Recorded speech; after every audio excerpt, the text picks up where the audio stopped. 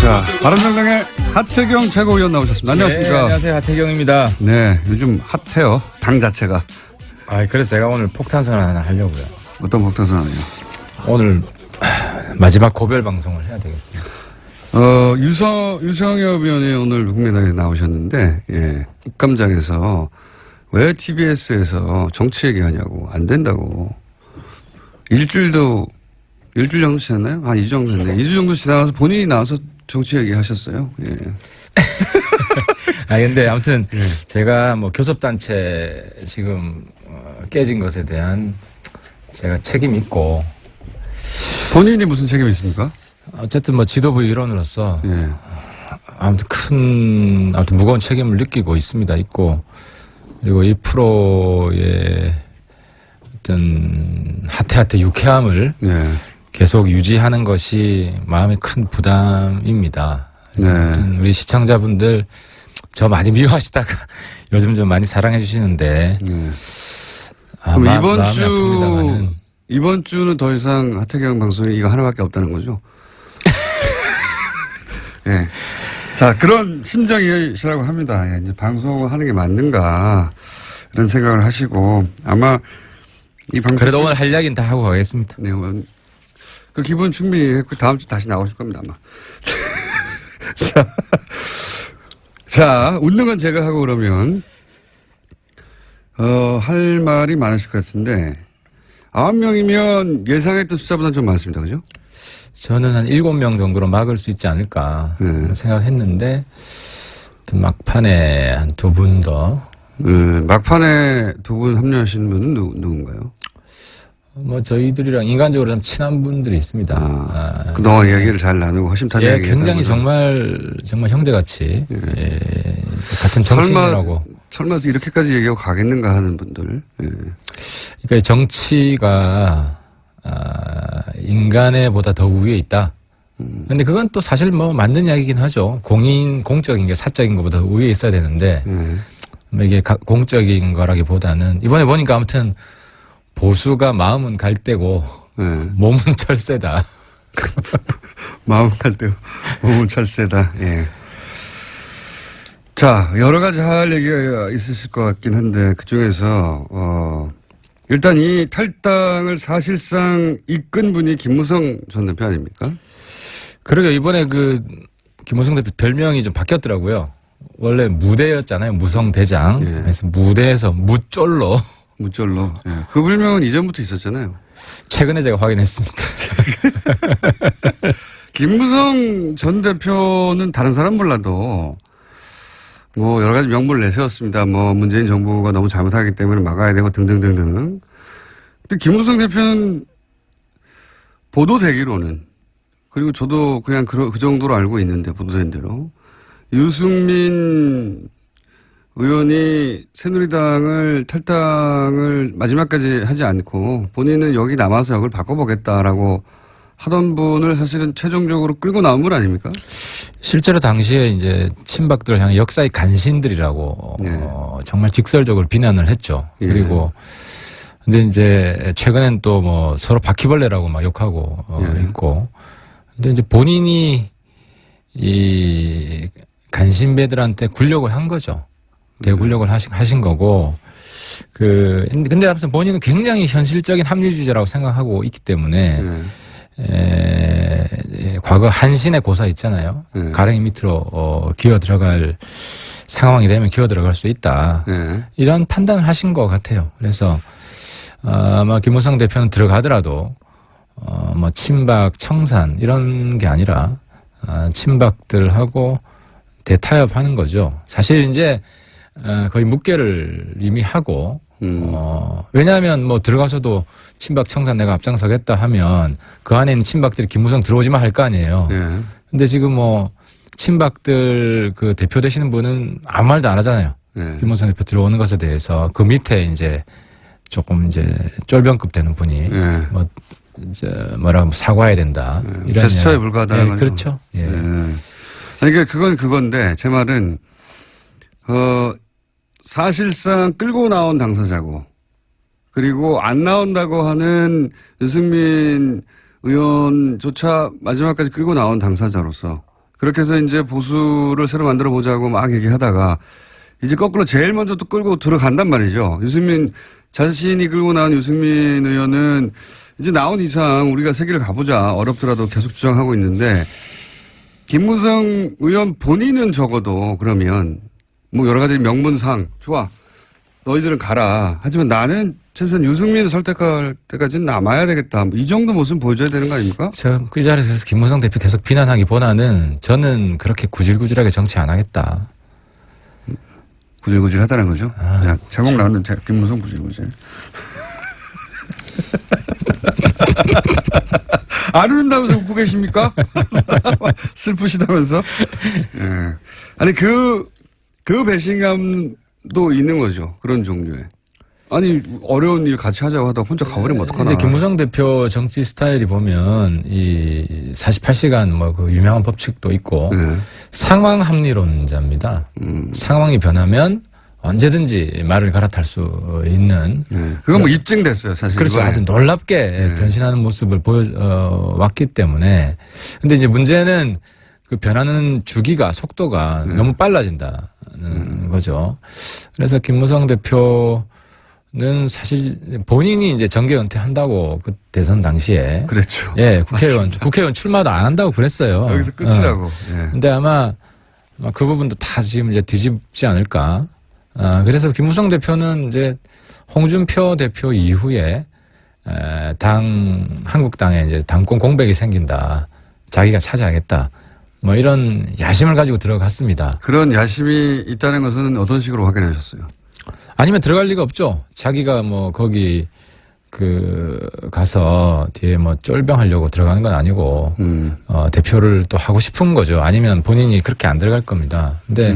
직접 대표도 뭐 최소한 뒤에서 이렇게 힘을 가지고 조종하는 배우가 될 수 있던. 뭐. 그러니까 마지막 한번 흔들어 보고 싶다. 나름 그런 욕망을 가지고 있는 겁니다. 근데 이제 문제는, 본인의 시대가 끝났다 하는 것을 국민들은 다 아는데 본인은 모르는 것 같습니다. 물론 뭐 본인이 다시 그 국민들의 마음을 바꿔낼 수 있을지 정치는 가능성의 영역이기 때문에 봐야 되겠지만 갈수록 추해지는 것 같습니다. 추해진다. 무쫄 구질구질 추해진다. 제목 많이 나왔고요. 이거는 어떻습니까? 사실 지난번 탈당 13명 예. 탈당 때는 진보 보수 가릴 거 없이 비난 여론이 굉장히 높았어요. 예. 그리고 언론들도 그렇게 바라봤습니다. 보수, 진보 언론 양쪽 모두 다 뜬금없이 갑자기 이게 무슨 짓이냐. 명분도 안 내고. 근데 이번에는 이제 그때보다 명분이 더 뭐 나아진 건 하나도 없어요. 사실은. 박근혜 전 대통령 출당 가지고 이제 막 이것이 뭐 대단한 일인 것처럼 해서, 가긴 했는데, 근데 그 전에 이 소위 탈당파들이 요구했던 것에서는 턱없이 부족하잖아요. 예. 박근혜 전 대통령 출당 하나 가지고 될 리가 없다라고 말하던 분들인데, 그렇게 가면 사실은 언론이 딱 짚어서 이거 명분이 안 되고, 지난번 말과 다르지 않냐라고 지적해줘야 되는데, 보수 언론은 지금은, 명분이 되는 것처럼 만들어주고 있거든요. 그것도 사실, 그래서 맞습니다. 과거에도 대통령 탈당 사례가 여럿 있었죠. 예, 뭐 많습니다. OS나 DJ 같은 경우도 탈당을 했고. 정권 말 되면 이제 나가라 하니까. 그렇죠. 예. 이걸 이번에는 완전 뒷북이잖아요. 예. 이미 했어야 되는 탈당인데 예. 이제서야 했고. 작년에 했어야 되는 거죠. 그렇죠. 한다면. 예, 이미 근데 이제 문제는 뭐 그걸 뭐 탈당 시켰다고 해서 비난할 건 아니지만 예. 그것이 뭐 의미가 없는 것인데도 예. 의미 부여를 하는 데 있어서 뭐 보수 언론이 그나마 도와주고 있는 부분이 있고 네. 그리고 이번에 탈당하시는 분들도 적어도 서최는 네. 출당을 시켜야 된다. 그렇게 주장하던 분들이죠. 했었죠. 네. 거기서 이제 본인들도 많이 후퇴를 한 거죠. 그래서 모양이 많이 좀 깎이는 지금 그런 방식의 이제 탈당입니다. 그런데 뭐 실제로 국민들은 많이 알고 있죠. 그래서 요즘은 민심은 댓글을 보면 안다. 댓글을 뭐 보면은 뭐 칭찬하는 댓글이 없죠. 칭찬할 거리도 없고 명분도 안 되는 것이고요. 전직 대통령들 뭐 김영삼, 김대중 노무현 전 대통령도 정권 말 되면 정권의 인기가 떨어지니까 당이 부담이 돼서 탈당하라고 요구하고 실제로 다들 탈당했죠. 현직일 때. 살아있는 현직 대통령, 뭐 말기를 하더라도 현직 대통령일 때 탈당해도 아무 일도 안 일어나잖아요. 아무 일도 안 일어나는데 지금은 뭐 탄핵되고 수감된 전직 대통령이 탈당하는 게 뭐고 대단한 거라고 이렇게. 근데 이제 중요한 거는 서청원 최경환 출당은 포기했다는 거죠. 사실상 포기했어요. 네. 실제로 서청원 대표가 뭐 녹취록 깐다 그러니까 네. 확 쫄아가지고 이제 홍준표 대표가 그럼 출당 문제는 정우택 대표가 알아서 하세요. 네. 그건 원내 의총을 해야 되니까. 한번 뺀 거죠. 예, 근데 정우택 대표가 뭐라 그랬냐면 바른정당 사람들 받기 위해서 우리 당 사람들 내쫓는 건 못한다. 예. 끝난 거예요. 이미 공식 선언했어요. 그러니까 홍준표 대표가 정우택 대표한테 하세요라고 말하기 전에 이미 이야기를 했는데 다시 정우택 대표한테 맡긴 걸 보면 이미 끝난 거고, 그러니까 이제 서청원 대표가 역공을 홍준표 출당시키겠다. 뭐 이렇게 역공을 자신을 좀 얻은 거죠. 그렇죠. 그러니까 그러니까 탈당해가지고 바른정당 9명이 들어간 것과는 별개로 홍준표 대표 체제가 안정적으로 갈 수 있느냐의 문제도 또 남아있는데. 남아있습니다. 그건 제가 볼 때는 안철수 대표가 지금 해야 될 일이 이용주 의원이 그랬잖아요. 자료를, 홍준표 대표에 대한 객관적 자료를 우리 당이 가지고 있다. 가지고 있다. 저는 본인은 안 가지고 있고 당에 누군가가 가지고 있다. 이렇게 이해를 그걸 했는데. 뭐 봤다는 식으로 이제 뭐. 그죠. 그럼 당 대표잖아요. 당 안에 있다는 거 아닙니까? 그럼 당 대표가, 그러니까 이번에 안철수 대표가 국민의당 대표가 맞는지 아닌지 확인할 수 있는 거예요. 그걸 공개하느냐. 당에 있는 거니까 당에 있으면 안철수 대표가 공개하시라. 그러면은 지금 소위 말하는 정치권의 적폐, 현실 살아있는 적폐, 홍준표 대표 날릴 수 있죠. 홍준표 대표가 살아있는 적폐로 이제. 이제 뭐 끝장이야, 끝장. 그러니까 이제 보수 언론이 사실은 보수 지지층에게 이 정도면 명분이 되니까 봐주자라고 하는 뉘앙스를 깔고 보도를 하는 거죠. 공격하지 않는 자체가. 이제 거기서 핵심이 홍준표 대표, 홍 대표를 개혁 보수 반열에 올리는 시도인 거죠. 그 박근혜 대표를 출당시키는 게 상당한 개혁이다. 이제 우리 당내에서도 논란이 있었어요. 논란이 있었고, 그러니까 이제 저가 대표적이죠. 뭐 서청원이나 홍준표나 똑같은 썩은 보수다. 홍준표 50 보고 서청원 100보다 뭔 큰 차이가 있느냐. 실제로 우리 뭐 의총에서도 그런 논란이 있었어요. 홍준표 대표한테 탈당파들은 홍 대표한테 힘을 실어줘야 된다. 탈당파들은. 뭐 한국당 안에서 개혁을 하려고 그런다. 그걸 원하겠죠, 홍 대표도. 그렇게 해주고 그렇게 포장하고 싶은 거죠. 홍 대표를 엄청난 개혁가로 포장을 해야 본인들의 탈당이 합리화되는 것이고. 그건 뭐 맞습니다. 근데 이제 이거는 저는 연내로 홍 대표가 똑같은 썩은 보수다라는 게 저는 확인될 거라고 봅니다. 지금 홍 대표를 흔들기도 쉽진 않아요, 사실은. 그런 뭐 자본들이 많이 나오긴 하는데, 뭐 권한 정지 얘기도 나오고 친박 쪽에서. 근데 친박 쪽이 그렇다고 지금 힘을 막 낼 만한 상황도 안 되지 않습니까? 친박도 사실 제스처라고 봐야죠. 저는 서청원 대표가 공개하진 않을 거라고 봅니다. 왜냐하면은 그래서 이제 국민의당에서 홍준표 대표도 카드가 있거든요. 한 번 먹은 놈이 계속 먹는다 이 말은 서청원 대표를 향해서 했는데 그 말은 나도 깔 거 있다는 거예요. 그 행간을 읽어보면 서로 협박 중이에요. 서로 협박 중인 거죠. 그래서 제3자가 나와서. 그래서 저는 국민의당이 가지고 있다면 국민의당이 공개해서 이 판을 정리해 줄 수 있다. 근데 보통 이렇게 녹취록 공방에서 제3자가 녹취록을 까는 경우가 별로 없거든요. 싸움 구경 즐겁게 하고 최대한 서로 박치게 하라고 내버려 두지. 근데 어쨌든 이용주 의원은 본인의 말에 책임을 져야죠. 사실 뭐 국감장에서 했던 이야기, 일부러 국감장에서 했던 것 같아요. 그걸 노리고. 그렇겠죠. 보도될 면책 특권이 있으니까. 그리고 보도될 가능성이 100%니까요.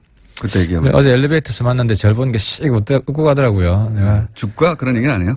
엘리베이터 여러 분 있어가지고 내가 물어보진 않았는데. 씩 웃으시자 물어보시지 마세요. 아니, 뭐 나한테는 없어. 이거 아니겠어요? 있어도 없다고 하겠죠. 거꾸로 이게 유승민 의원의 기회가 될 거라고 하는 시각도 없는 건 아닙니다. 기회가 그 됩니다. 기회가 오래 버텨야 올 거라고들 얘기하죠. 기회가 되는데 두 가지가 필요합니다. 하나는 이제 유승민 대표한테 간곡하게 욕을 했는데 당 대표를 나한테 달라. 제 말 좀 들으라고. 첫 번째는 한국당과 차별화를 확실하게 해야 됩니다. 이번 이제 보수 탈당파 숫자를 더 줄일 수도 있었습니다. 왜냐? 어떻게 하면 차별화가 확실히 됐으면 우리 당 지지율이 올라갔고 근데 차별화가 안 되고 국민들이 볼 때는 한국당이나 뭐 바른정당이나 거기서 거기 아니냐. 맨날 거의 비슷해요, 사실. 이러면은 안 되는 거예요. 그래서 제가 대표가 됐으면 확실히 차별화가 됐다. 근데 그래서 유승민 대표한테 스타일을 바꿔라. 점잖은 정치하면 안 된다. 핫한 정치해라. 이게 하나고. 두 번째는 그거 못 바꾸겠으면 날 다 의견이니까 그 뒤에 행간의 이야기는 유승민 뭐 선배는 저한테 뭐 하태경이 대표하면 참 잘할 것 같다는 말씀하셨어요. 하지만 뭐 안 돼. 저는 기회가 앞으로 많이 있으니까 지금 유승민 스타일로 한번 승부를 해야 되고 두 번째는 제가 이제 우리 노회찬 정의당 선배를 강사로 한번 모실 생각이에요.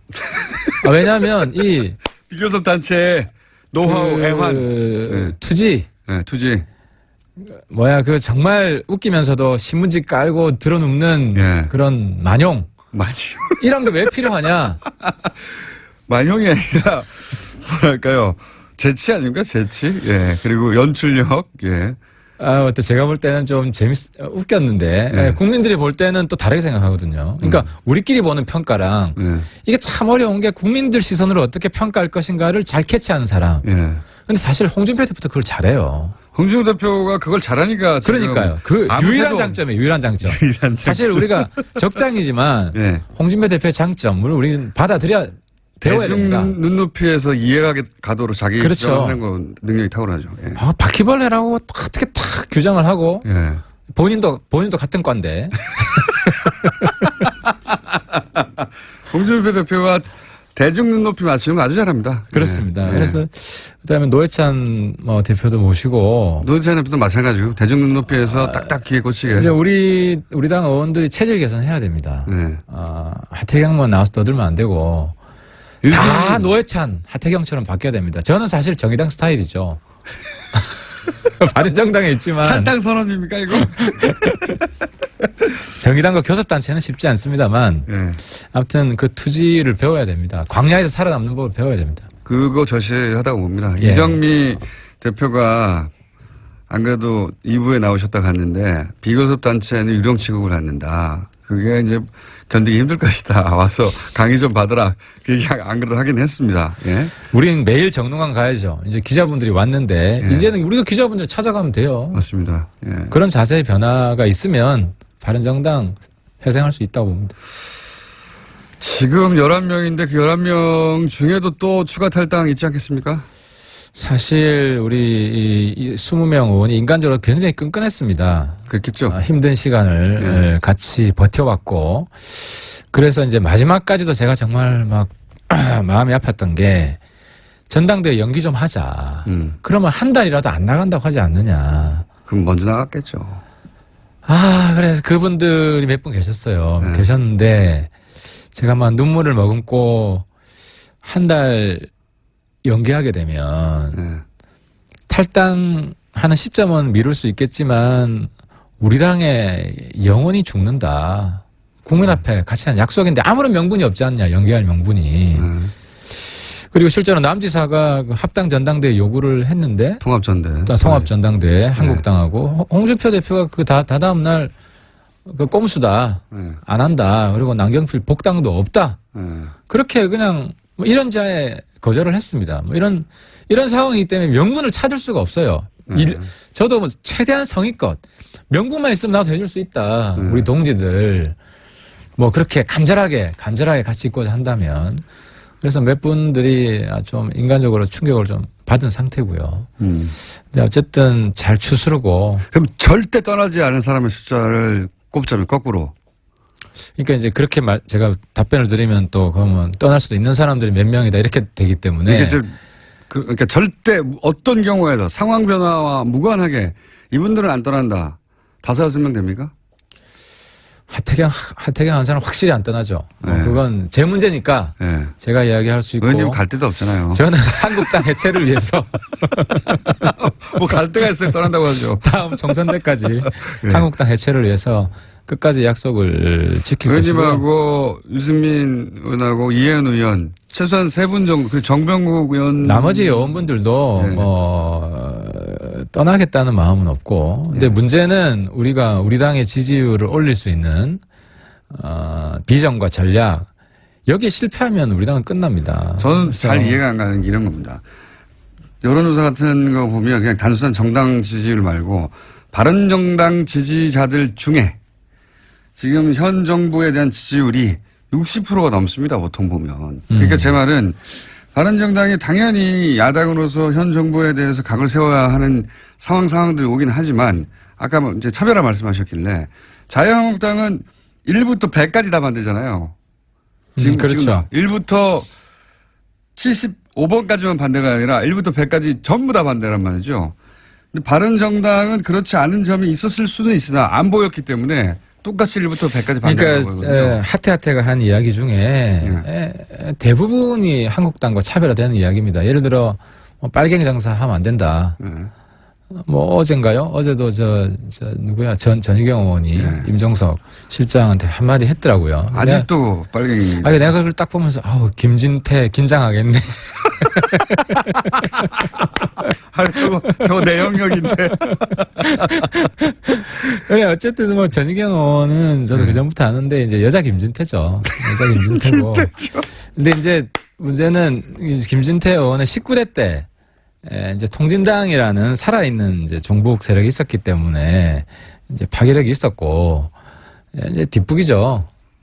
전희경 의원 또 실제로 잘 몰라요. 그러니까 이제 김진태 의원은 공안 검사를 했어요. 그래서 조금은 알아요. 조금은 아는데 저는 공안 사범이어서 제가 제일 잘 알죠. 소위 이제 공격하는 주사파 아닙니까? 그러니까 이제 그러니까 어르신들도 잘 모르는 게 한번 영원한 빨갱이라고 생각을 하는 건데. 저 북한이 저 모양인데 어떻게 똑같이 지금 북한. 이게 또 언제적 얘기입니까 지금? 30년 전 이야기예요. 30년 전에. 80년대 이야기예요. 80년대. 그래서 제가 청와대에 있는 사람이 아는데요. 이석기 같은 사람 없어요. 그래서 주사파 공격 해봐야 맥히지도 않고 어르신들 그냥 아직도 뭐 박지원 빨갱이 뭐 이런 뭐 김대중 빨갱이 이런 어르신들한테는 먹히지. 그래서 이제 또 한 가지는 임종석 실장 저랑 과거에 가까웠고 요즘 그래도 잘하는 것 같아서 제가 힘내라고 하는데 과거에 그런 생각 했다 맞다. 안지사도 똑같은 공격을 당했어요. 반미 청년 해가지고. 근데 안지사도 대선 때 내가 뭐 똑같은 생각하는 줄 아느냐. 그렇게 한마디를 하면 돼요. 솔직하게. 근데 그걸 가지고 뭐 민주화 투쟁 그때 민주화 투쟁도 했지만 그때 종북한 것도 맞거든. 그러니까 그걸 부정하려고 하지 말고. 본인은 거기서 빠져나왔다고 선언을 일찍 했기 때문에 이제 이런 말씀하시는 거죠. 한때 했는데 지금은 그 생각하고 완전히 멀다. 이런 이야기 그냥 공개적으로 하면 제가 볼 때는 어르신들 표도 민주당이 많이 가져갈 겁니다. 그건 전제가 있죠. 인정을 해버려야 되니까 앞에 그게 잘못됐다고. 근데 그렇게 잘못됐다고 생각한 게 아니라 그건 그때 그 시절에 그 가치가 있었지만 지금 또 다른 생각을 한다. 지금 생각이 다르다. 이 정도 이야기하면 되죠. 자, 남 걱정할 때는 아닌 것 같고요. 지금 청와대 비서실장을 걱정할 때는 아닌 것 같고요. 그래서 6명은 됩니까? 지금 11명이 다시 스크럼 끌고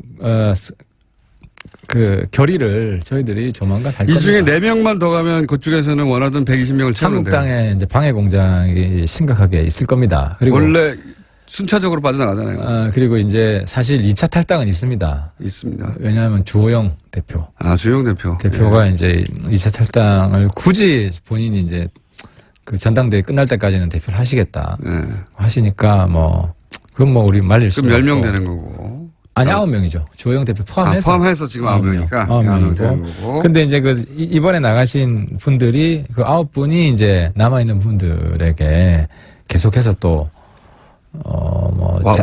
작업을 하겠죠, 당연히. 작업 당연히 하죠. 그래야지 자기가 먼저 갔던 게 정당화되니까 당연히 하죠. 그래서 이제 저한테도 이제 많이 당부를 합니다. 이제 너무 아픈 이야기를 하지 마라 말씀을 하시는데, 근데 뭐 할 이야기는 원칙적인 이야기는 해야 되고, 남아 있는 분들 인간적으로 뭐 힘든 거 아는데 우리 살릴 수 있다고 생각합니다. 그래서 설득 중이고. 지금 전당대 지금 출마하셨죠? 하도 그렇죠. 안 돼가지고. 예, 지금 이번에 지난번에도 당대표 안 됐는데 이번에도 당대표 안 될 거 아닙니까? 경선 토론이 끝났고. 근데 지금 어떤 관심사는 대선 후보와 지금 이제 하태 간의 격차. 얼마나 될 것인가. 이 부분이 뭐 국민들이 관심. 지난번 전당대회하고 마찬가지 방식으로 집계합니까? 똑같습니다. 여론조사 30%. 여론조사에서 꽤 많이 나오셨잖아요, 그때. 뭐 제가 좀 이겼죠. 이겼는데. 이혜원 당대표시죠. 저도 감금합니다. 이제 유승민 후보와 저하고 뭐 여론조사 격차가 어느 정도 날지. 우리 대선 후보급인가 이렇게. 뉴스 공장 시청자분들이 좀 도와주시면. 그럼 다음 시간에 나오실 때는 지금 그 격차 다음 시간이면. 제가 한 말씀 빠뜨렸다. 이건 제가 좀 당부 부탁을 좀 드리고 가고 싶은데, 교섭단체 깨지면 제일 힘든 게 돈입니다. 그렇죠. 이제 우리가 1년에 60억 받다가 20억으로 줄어요. 40억이 줍니다. 40억이 날아가는데, 그래서 뭐 저희들도 정리하고 하면 안 되지 않겠습니까? 바른정당 당직자들. 그래서 저희들이 지금 10만 원 당원 4만 명만 모으면 이게 40억입니다. 10만 원. 1년에 10만 원. 이제 월 만 원이죠. 돌려받을 수 있으니까. 그렇죠. 그렇습니다. 그래서 10만 원 내가 10만 원 돌려받죠, 사실은. 10만 원 당원 4만 명 모으고, 이게 이제 당 후원도 요즘 됩니다. 뭐 의원 개인 후원도 되고, 저도 요즘 많이 힘들어서 좀 도와주시고. 자, 이 말씀은 다음 주에도 나오겠다는 거죠. 제가 모금하기 위해서.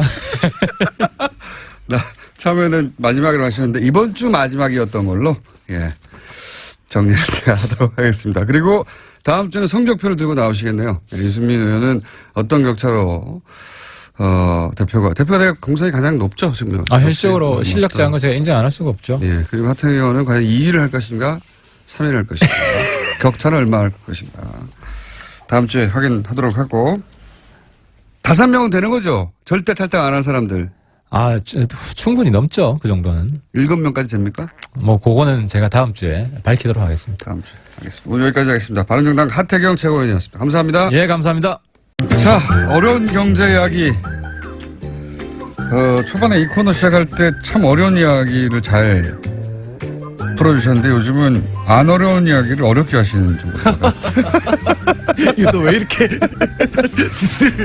칼 플라니 사회경제연구소 그리고 세계적인 석학들을 불러서 심포지엄도 하는 곳이고 책도 내는 곳이었다는 걸 제가 최근에 알고 더 이상 무시하지 않기로 했습니다. 정태인 소장님 나오셨습니다. 안녕하십니까? 네, 안녕하세요. 자, 오늘은 뭐 트럼프 온다니까 트럼프와 관련된 경제 이야기 쭉 한번 해볼까요? 트럼프는 근데 미국 내 경제도 못 풀고 있잖아요. 그렇죠. 사실은 뭐 주로 잘하는 게 이제 압박을 가해서 뭔가 챙기는 건 정말 잘합니다. 트럼프의 이 전술에 대해서 확실히 우리가 알아야 될 건 A는 A고 B는 B다예요. A에서 잘해줬다고 안보에서 잘해줬다고 경제에서 봐주는 거 없습니다. 절대 없고. 두 개 완전히 독립돼 있어요. 그러니까 잘해줄 필요가 없어요. 우리도 강하게 나가야 되는 거죠. 아니 일본에서 온갖 그 환대를 다 했지 않습니까? 딸한테. 그렇죠. 딸한테 잘 보이려고 그런 건 나 처음 봤는데 진짜. 개그맨인지 코미디언을 불렀다 그러세요. 딸 부르는데 돈을 얼마나 들였다부터 시작해가지고. 일본 사람들 참 대단해요. 딸 입장에서도 그 트럼프 일가의 그 본연의 그 돈 본능에 걸맞게 한국이나 중국도 뭐 딸하고 친하다고 하고 딸이 영향을 미친다고 하니까 딸도 왔으면 좋겠다고 생각하고 보좌관 역할을 한다고 하니까 거의. 그래서 다들 불렀는데 일본이 그걸 알고 엄청난 배팅을 해가지고 자기가 독점했다는 거 아닙니까? 네. 독점하면 뭐합니까? 트럼프는 방해를 하자마자 미일 무역은 공정하지 않다 그러고 나올 때는 이렇게 얘기했어요. 불평등한 무역 관계를 해소하기 위해서 논의를 했고 큰 진전이 있었다. 그러니까요. 물론 뭐 큰 진전이 소위 말해서 미국 국민들에게 자기가 광판한 걸 수는 한데. 근데 그거는 큰 얘기일 수 있는데 사실은 미국이 주도하던 FTA는 TPP라는 거였죠. 12개 국가가 거의 3년 넘게 논의를 했고 처음에 4개국까지 치면 5년 넘게 논의를 했는데 그걸 완전히 중단시켜버렸잖아요. 그러니까요. 자기들이 하자고 해놓고. 네. 그리고 자기들이 굉장히 그 TPP도 한미 FTA가 모델이었어요. 근데 그거보다 더 강한 지금 나프타 개정 협상을 하고 그걸 템플릿, 그걸 기준으로 해서 다시 미국, 일본하고 FTA를 하겠다는 거를 합의한 것 같아요. 우리도 그런 걸 요구할 가능성이 높죠. 그죠? 네, 나프타 개정의 내용이 바로 한미 FTA 반영될 겁니다. 뭐 근데 나프타도 잘 안 되고 있으니까요. 예, 근데 아마 뭐. 근데 트럼프가 지금 역대 최저 지지율이라고 하는데 그만큼 트럼프 표 법안들도 통과가 안 되고 아니 권력이 가장 센 초기 1년에 아무것도 안 되는데 앞으로 될 리가 없다고 보는데요. 그러니까 밖에서 얻어내야 되는 거죠. 지금 그러니까요. 트럼프가 정치적 곤경이기 때문에 밖에서 뭔가 얻어왔고 미국의 위신을 세웠다. 이거를 지금 보여줘야 되니까 지금 만만한 나라들이 동아시아에 있는데 중국은 만만하진 않고요. 그러니까 자기 나라에서는 정치력이 안 먹히고 저는 이제 트럼프가 뭐 이런 두 가지 시가 있거든요.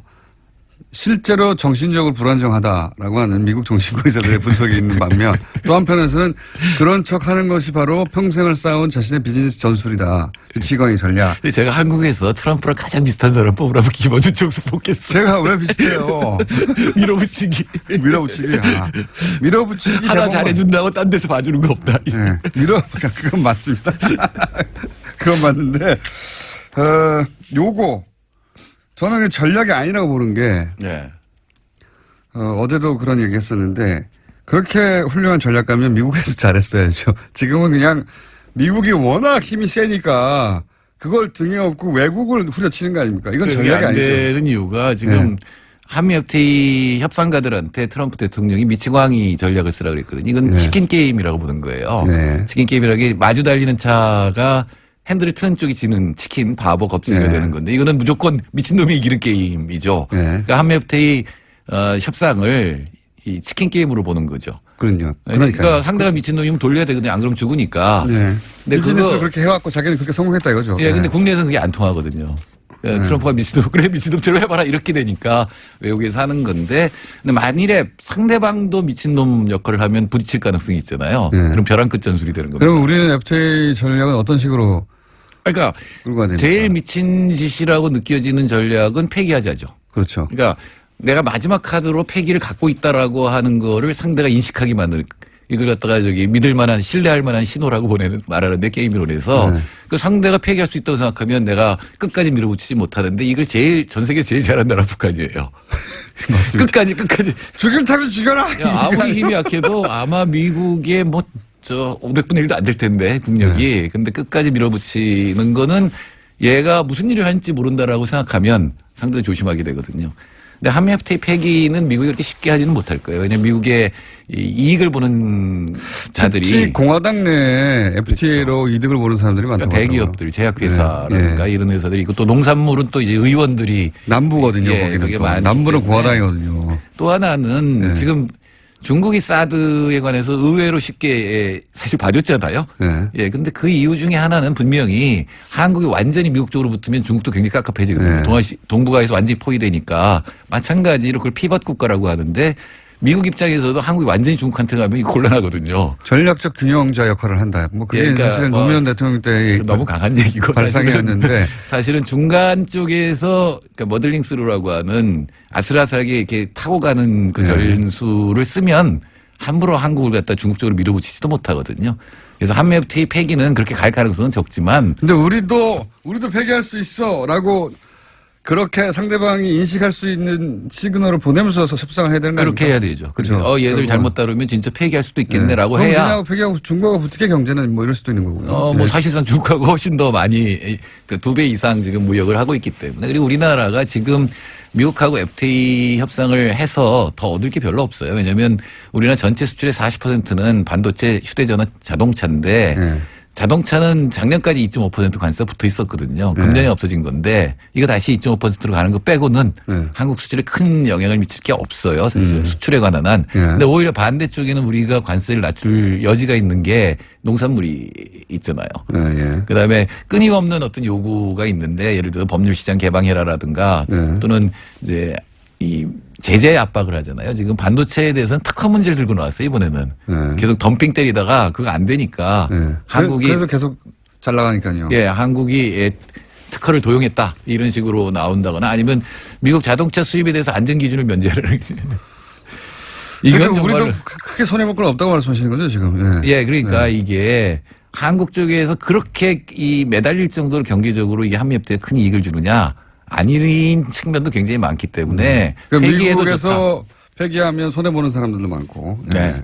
그렇기 때문에 이쪽에서 폐기해도 좋다라고 하는 결의를 보일 때 미국하고 협상이 제대로 되지. 무슨 세게 나오니까 하나씩 봐주지? 그러면 전체를 다 내줄 가능성이 높습니다. 저자세로 나가지 마라 절대. 예, 쟤는. 그러니까 일본이 저자세 중에 저자세로 가서 얻은 게 뭐가 있냐 이거죠. 없어요, 별로. 없기 때문에 그렇다고 봐주는 것도 아니고. 다만 일본은 이 동북아에서 자기의 군사력을 키우는 게 목표 중에 하나잖아요. 그러니까요. 그러니까 뭐 스텔스 F-35 사주기로 한 것도 자기나 중국과 맞서는 거를 얻을 수가 있고 또 하나는 뭐냐면은 인도 태평양 전략이라는 게 있어요. 일본에. 이게 아베가 만들어내서 미국이 지금 사용하고 있는 건데 그러니까 인도선을 연결하겠다는 거죠. 태평양선하고 인도선을 연결해서 중국 대륙을 갖다가 압박하겠다. 이른바 해양과 대륙 이겁니다. 미국도 그래서 인도를 지금 밀어주고 있는 거 아닙니까? 그렇죠. 정치적으로도 그렇고. 그러니까 그 부분은 일본에서는 안보 쪽에서 중국을 포위하는 전략에서 어느 정도 얻은 게 있는데 한국은 그럴 수 없는 입장이거든요. 북한 문제도 있고 한국이 중국 포위방에 들어가면 그야말로 그다음에 이제 그래서 MD망에 안 들어가겠다고 선언한 것이고요. 사실은. 근데 MD망에 안 들어간다는 우리가 결정할 수 있는 건 아니라서 사실은 MD망에 사실은 들어간 거 아니냐라는 게 지금 공적인데. 아니, 미국 자사 지금 미국 맘대로 운영하는 건데. 근데 저는 납득이 안 가는 게 이제 중국과의 관계, 그러면서 3불 이야기를 했는데 그중에 이제 미국 MD망에 평등되지 않겠다 이런 선언을 두 했는데. 번째죠. 그런데 그거 가지고 이제 그 보수정당에서도 공격하는데 박근혜 정부 때부터 했던 얘기예요, 이거는. 그렇죠. MD망이 아니라고.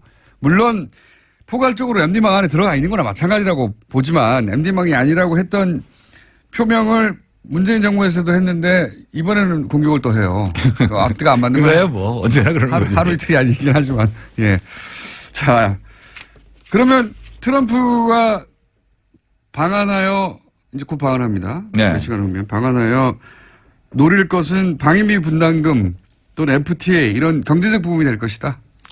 그래서 안보 문제에 대해서는 북한을 최대한 압박한다라는 거니까 그거야 뭐 완전히 동의가 될 것이고 그다음에 이제 미국이 동아시아에서 쓰는 군사비를 분담하라는 건 원래부터 트럼프의 전략이었고 예전부터 일본에서 어느 정도 달성했고 한국에 대해서도 방위비 분담하라는 거하고 그다음에 전략 자산 문제가 수단 배치 문제가 이제 나오겠죠. 그리고 이제 한국에 더 많은 돈을 내라고 하고 그다음에 이제 미국의 첨단 무기를 갖다 구입하라는 것도 아마 나올 거고 저는 만일에 돈을 써서 해결할 문제라면 그거는 뭐 협상을 할 일이지만 해도 좋다고 생각해요.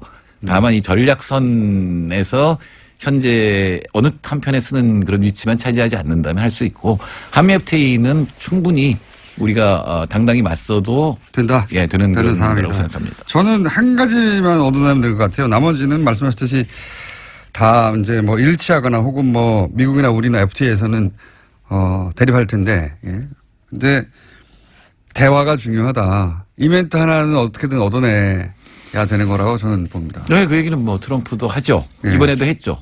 그리고 공식적으로 뭐 국회 연설할 때 대화, 전쟁이 아니라 대화로 풀겠다. 이런 멘트 하나 끌어내면 외교적인 승리라고 보는데 할지 모르겠습니다. 청와대나 외교팀에서 이미 다 준비를 했겠지만 지금 트럼프를 만나고 바로 또 시진핑을 만나게 돼 있잖아요. 연속적으로 만나게 돼 있기 때문에 그 선을 잘 타야 될 거다.